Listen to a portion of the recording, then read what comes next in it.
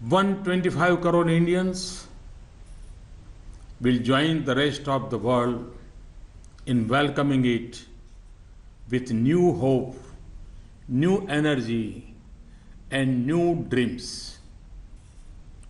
Since Diwali, our nation has been witness to a historic rite of purification. The patience, discipline, and resolve displayed by 125 crore Indians will play a critical role in shaping the future of the nation for years to come. In God's creation, humans are endowed with fundamental goodness. With time, the distortions of badness creep in. People feel suffocated in a bad environment and struggle to come out of it. Corruption, black money, and counterfeit notes had become so rampant in India's social fabric that even honest people were brought to their knees. People were forced by circumstances in defiance of their inherent goodness. It seemed at times that the evils and corruptions of society, knowingly or unknowingly, intentionally or unintentionally, had become a part of our daily lives.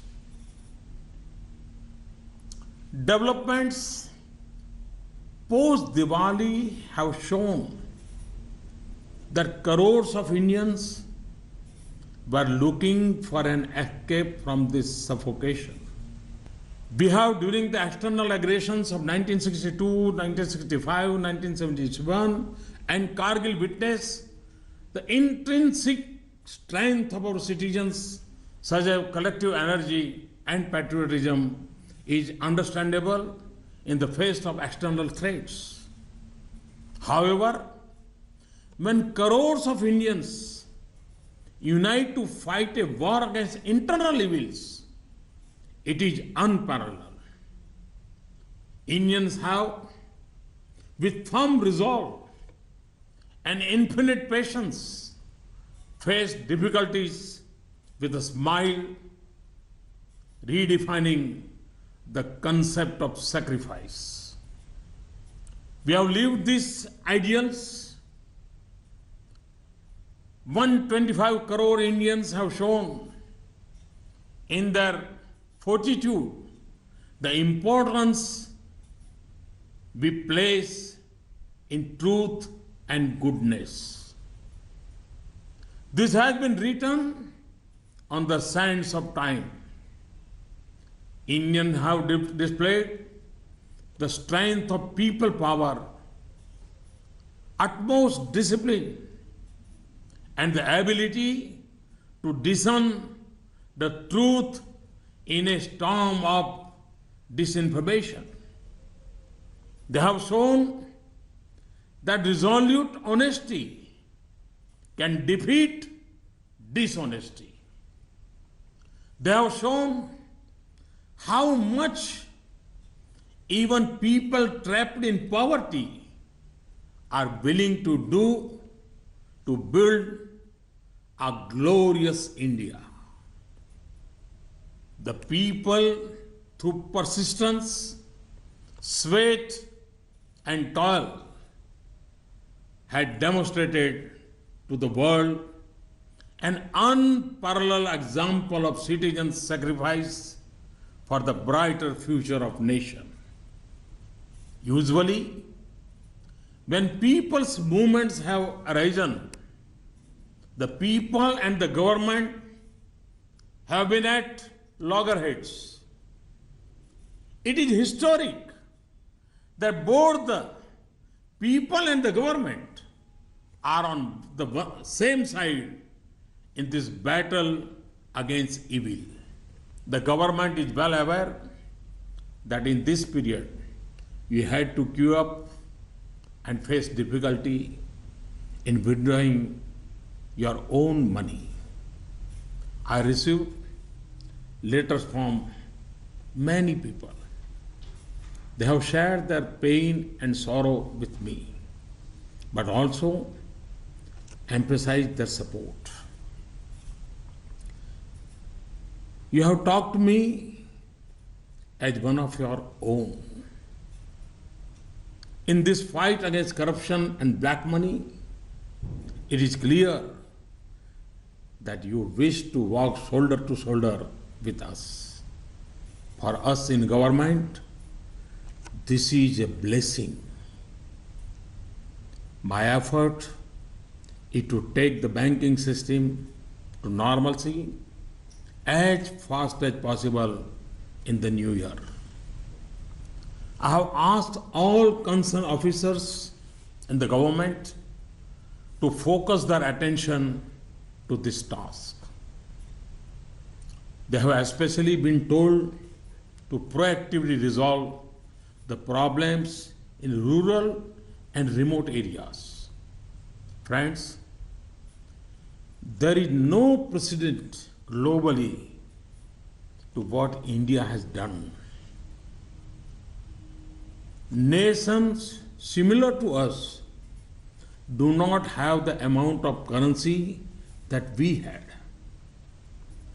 Over the last 10 to 12 years, 500 and 1000 rupees currency notes were used less for legitimate transactions and more for parallel economy. The excess of cash was fueling inflation and black marketing. It was denying the poor their due.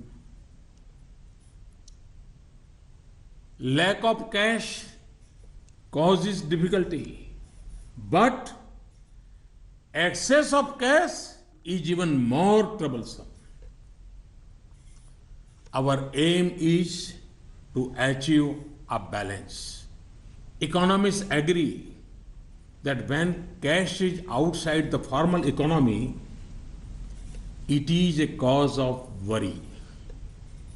When it joins the mainstream, it is an opportunity for development. I'm sure if great sons of India like Jayaprakash Narayan, Lal Bahadur Shastri, Ram Manohar Lohia, Kamaraj ji had been present today, they would have applauded the patience, discipline, and resolve of our countrymen. In the past few weeks, there have been many gratifying instances. It would take weeks to list them.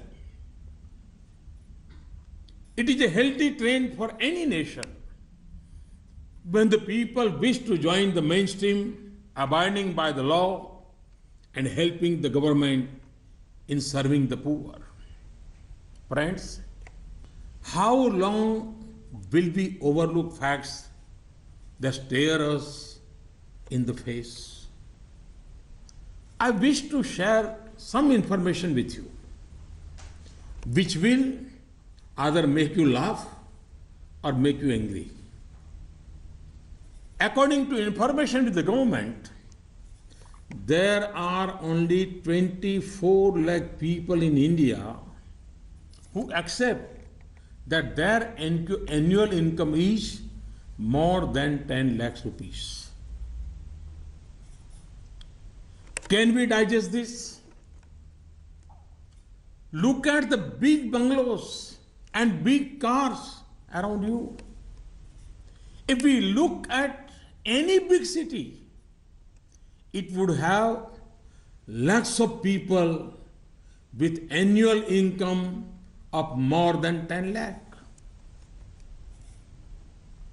Do you not feel that for the good of the country, this movement for honesty need to be further strengthened? In this fight against corruption and black money, it is natural to debate the fate of the dishonest. What punishment will they get? The law will take its own course with its full force. But the priority of the government now is how to help the honest, protect them, and ease their difficulty. How can honesty gain more prestige? This government is a friend of good people, and it aims to build an enabling environment for the dishonest to return to the path of goodness. It is also a bitter truth that people have complaints of bad experiences at the hands of government machinery and some government officers. This reality cannot be wished away. No one can deny that government officers have a greater responsibility than common citizens. Therefore, it is the responsibility of all of us in the government at central, state, and local levels to protect the common man, help the honest, and isolate the dishonest. Friends, it is accepted the world over that terrorism, Naxalism, Maoism, counterfeit currency trade, drug trade, human trafficking, all of this depend on black money. These evils have become a festering sore on society and governments. Demonetization has dealt a severe blow to these trades. Today, youth who had turned to the wrong path are returning to the mainstream in large numbers. If we remain vigilant, we can now save our children from returning to those evil ways of violence and cruelty. The fact that so much of the cash in circulation has been deposited in the banking system indicates the success of this mission. Events of the last few days indicate that escape routes for the dishonest have all been sealed. Technology has played a big role. The habitual offenders will be forced to abandon their misdeeds and join the mainstream. Friends, this also represents a golden opportunity for the country's banking system. During this period, bank employees have worked day and night. Female employees too work till late hours as part of this mission. Post office staff, banking correspondents, all did exceptional work. Amid this Herculean effort, some grave crimes by some officers in some banks have come to light. Some government officers have also committed serious offenses. and tried to take advantage of the situation. They will not be spared. At this historic juncture, I wish to make an appeal to the banks. History is witness that the Indian banking system had never received such a large amount of money in such a short time.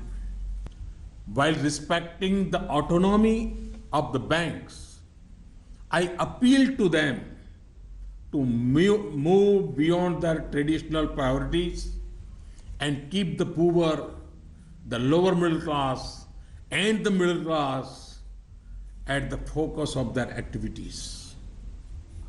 India is celebrating the centenary of Pandit Dindayal Upadhyay as Garib Kalyan Varsh.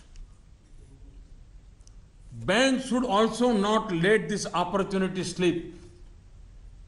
They should take appropriate decisions in public interest promptly.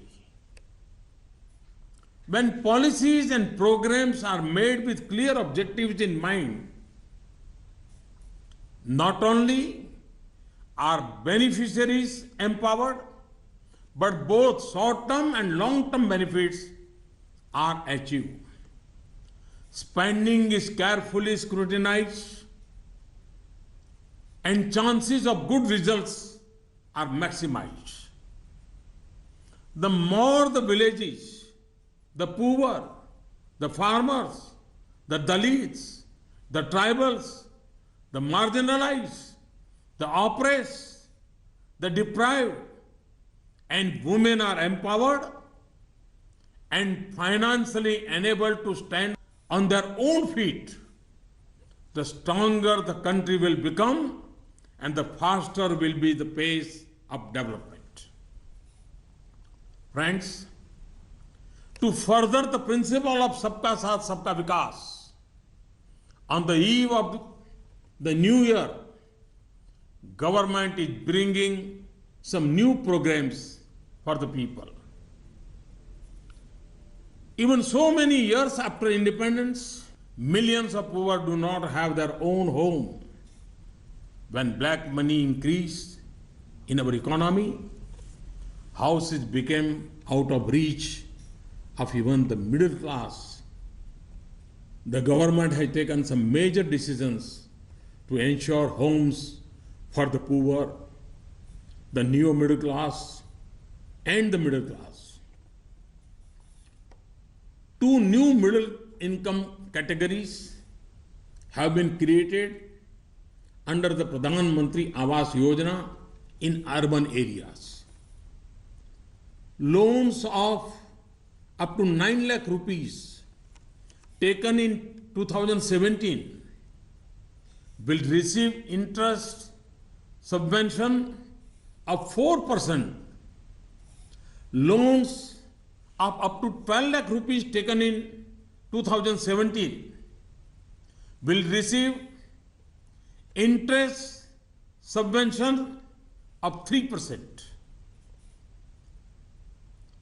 The number of housing being built for the poor under the Pradhan Mantri Awas Yojana in rural areas is being increased by 33%.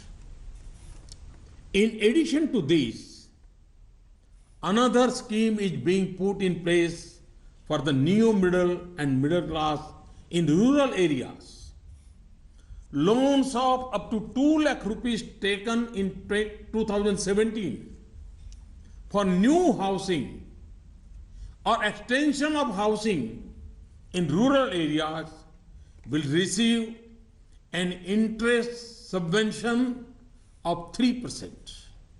Friends, in the last few weeks, an impression was sought to be created that the agriculture sector has been destroyed. Farmers themselves have given a fitting reply to those who were doing so. Rabi sowing is up by 6% compared to last year. Fertilizer uptake is up by 9% during this period. The government has taken care to ensure that farmers do not suffer for want of access to seeds, fertilizers, and credit. Now we have taken some more decisions in the interest of farmers. Farmers who have taken loans for the Rabi crop from district cooperative central banks and primary societies will not have to pay interest on such loans for a period of 60 days. Farmers who have paid interest during the last 2 months will receive these amounts back directly into their bank accounts. Arrangements are being made to provide farmers even better access to loans from cooperative banks and societies. NABARD created a fund of 21,000 crore rupees last month. Now, government is adding 20,000 crore rupees more to this. The loss that NABARD suffered by giving loans to cooperative banks and societies at low interest rates shall be borne by the Government of India. The government has decided that 3 crore farmers who have Kisan credit cards will be given RuPay debit cards within 3 months. Kisan credit cards were launched in 1998, but so far it was essential to go to a bank to use them. Now farmers will have RuPay debit cards which they can use anywhere. Just as agriculture is vital for the economy, so are the medium and small scale enterprise, also called the MSME sector. Government has taken some decisions in the interest of small and medium businesses, which will also boost employment. Government of India underwrites loans given by banks to small businesses through a trust. So far, loans were covered up to 1 crore rupees. This limit is now being enhanced to 2 crore rupees. Earlier, the scheme only covered bank loans. Hereafter, it will cover loans given by NBFCs as well. The decision will enable better access to credit for small shop owners and small enterprises. Banks and NBFCs will not levy high interest on these loans as Government of India is bearing the cost of underwriting them. Government has also asked banks to raise the credit limit for small industry from 20% of turnover to 25%. Banks have also been asked to increase working capital loans from 20% of turnover to 30% for enterprises that transact digitally. Many people connected with this sector have made cash deposits in the last few weeks. Banks have been asked to take this into account when deciding on working capital. A few days back, government announced a major tax relief for small businesses. Income of businesses with turnover of up to rupees 2 crores was calculated at 8% of the turnover. Now, For such businesses, income from digital transactions will be calculated at only 6%. This will effectively reduce the tax liability by 25%. Friends, the progress of the Mudra Yojana has been very, very encouraging. Last year, nearly 3.5 crore people have been benefited from this. The government now aims to double this, giving priority to Dalits, tribals, backward classes, and women. A new scheme is being launched for pregnant women. We are introducing a nationwide scheme for financial assistance to pregnant women. 6,000 rupees will be transferred directly to the bank accounts of pregnant women who undergo institutional delivery and vaccinate their children. This scheme will help reduce the maternal mortality rate in a big way. This will help ensure nutrition before and after delivery and improving the health of mother and child. So far, pregnant women in 53 districts were being given financial assistance of 4,000 rupees under a pilot project. We are initiating a scheme for senior citizens.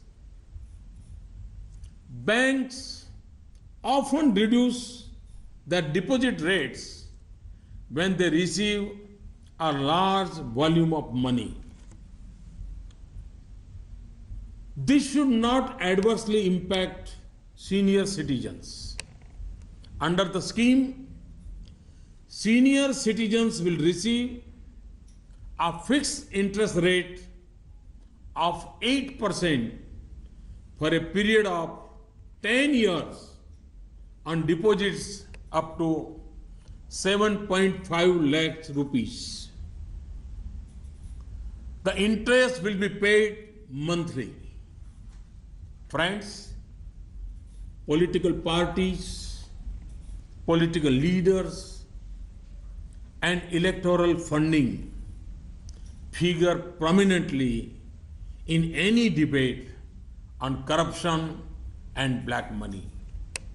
The time has now come that all political leaders and parties respect the feelings of the nation's honest citizens and understand the anger of the people. It is true that from time to time, political parties have made constructive efforts to improve the system. I urge all parties and leaders to move away from a holier than thou approach to come together in prioritizing transparency and take firm steps to free politics of black money and corruption.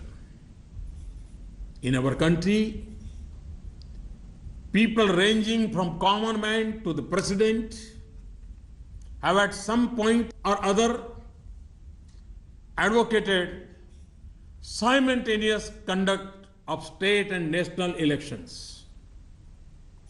This is to break the endless cycle of elections, reduce election expenditure, and minimize pressure on the administrative machinery.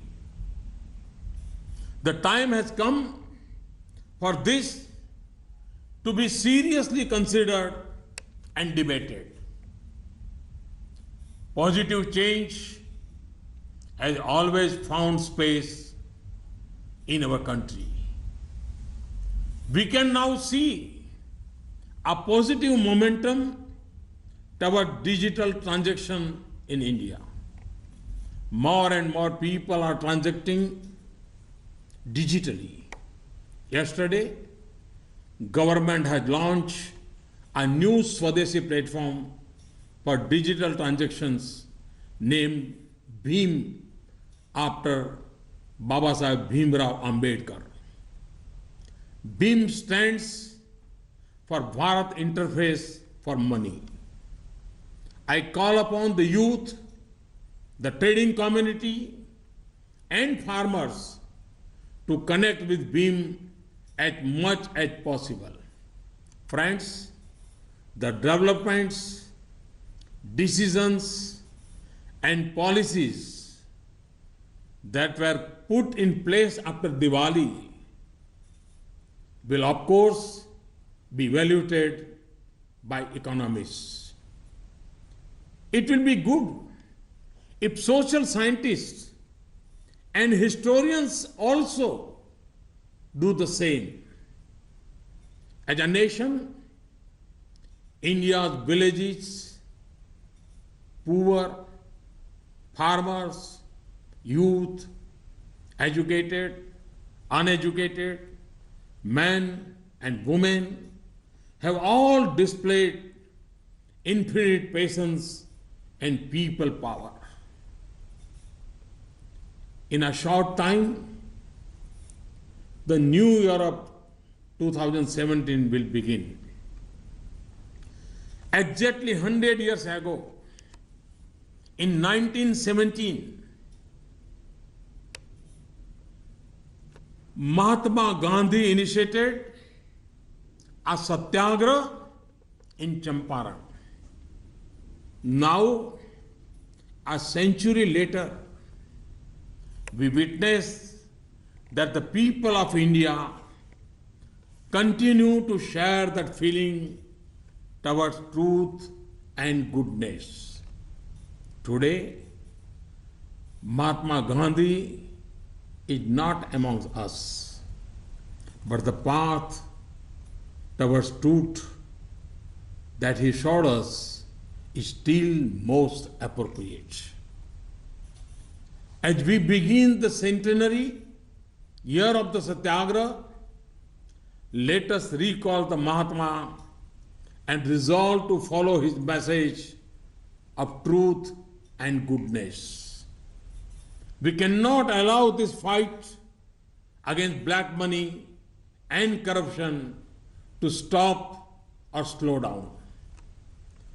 Firmness in truth is a guarantee for success.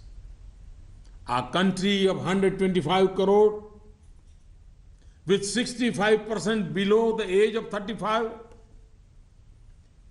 having the means, the resources, and the capability, has no reason to stay behind. The new dawn of the new year comes with the resolve of new success. Let us all come together to move ahead, overcoming obstacles and constraints. Thank you. Happy New Year. Jai Hind.